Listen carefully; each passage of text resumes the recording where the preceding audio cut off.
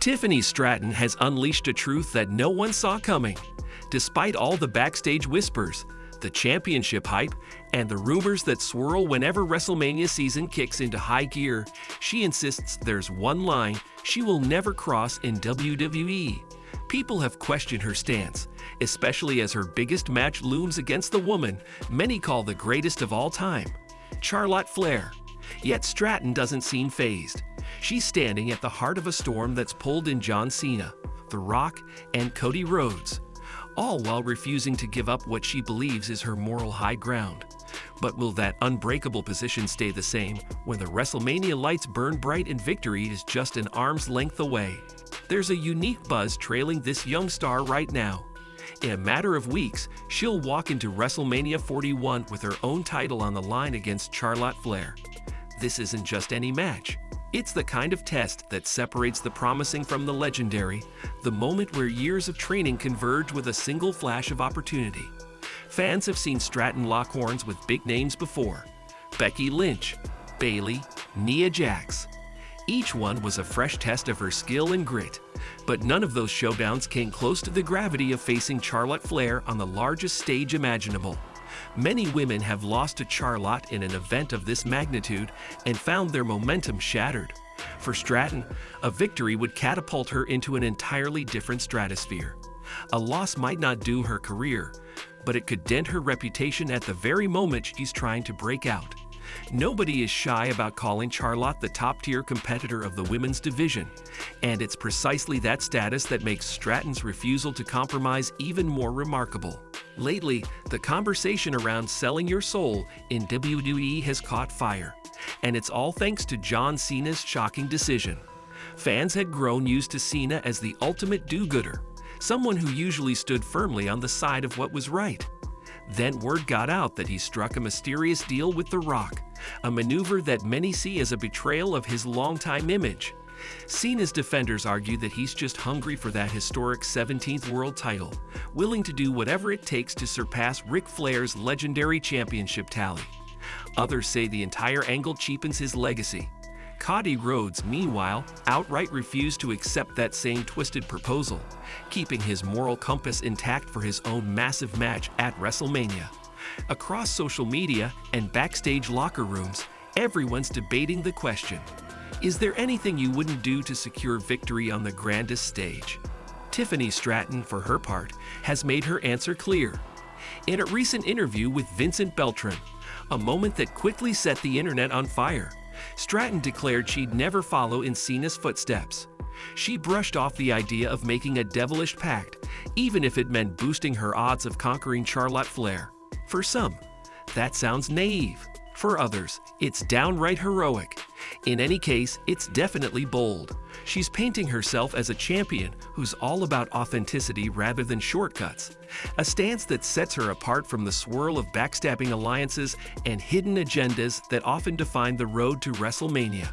It's a stance that leaves people asking, is she a true believer in wrestling's moral code, or is she just stoking her image to secure fan support? Here's where things get complicated. Stratton's earliest days in NXT were full of contradictions. She didn't shy away from bending rules if it meant snagging a win or making a statement. A lot of people initially pegged her as an arrogant heel with no problem stepping on a few toes. Yet as her prominence grew, especially once she clinched the Women's Championship, she started to lean in a new direction. Fans noticed a shift in her promos. Her in-ring style took on an edge that felt more gutsy than underhanded. Before anyone realized what was happening, Tiffany Stratton was rebranding herself. Some critics sneered at the idea that an established heel could turn face so suddenly. But to her credit, the transformation felt oddly natural, almost as if she'd been waiting to let that side of her personality shine. Where once she might have flaunted an over-the-top arrogance, she now channels a confidence that appeals to the crowd. It's as if she's telling the entire WWE universe, I can handle the biggest threats without making shady deals.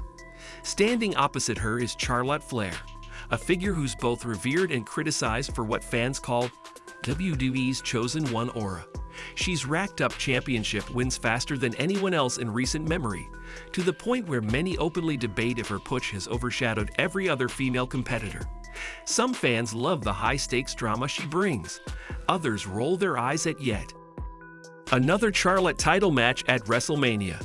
But whether you're in her corner or not, you can't deny that her presence elevates a match's importance. If you manage to topple Charlotte Flair on a stage like WrestleMania, you're instantly etched into the history books. It's a triumph that reverberates for the rest of your career, if not beyond. That's precisely why Tiffany Stratton's refusal to sell her soul raises eyebrows. John Cena's desperate scramble for an iconic victory has introduced a dark undercurrent to this year's WrestleMania build-up. The Rock, portraying a menacing figure behind the scenes, seems willing to strike deals that reshape the main event scene in a single night. Cena might emerge as a record-breaking champion if he defeats Cody Rhodes, shrouded in the suspicion of how he got there. Meanwhile, Charlotte Flair isn't asking for deals. She's demanding respect the old-fashioned way. She expects Stratton to quake at the idea of stepping into a ring with a performer who's widely praised as unstoppable. Charlotte has torn up the women's division for so long that people rarely bet against her when it matters most. So is Stratton's moral code worth more than a guaranteed chance at dethroning the undisputed queen?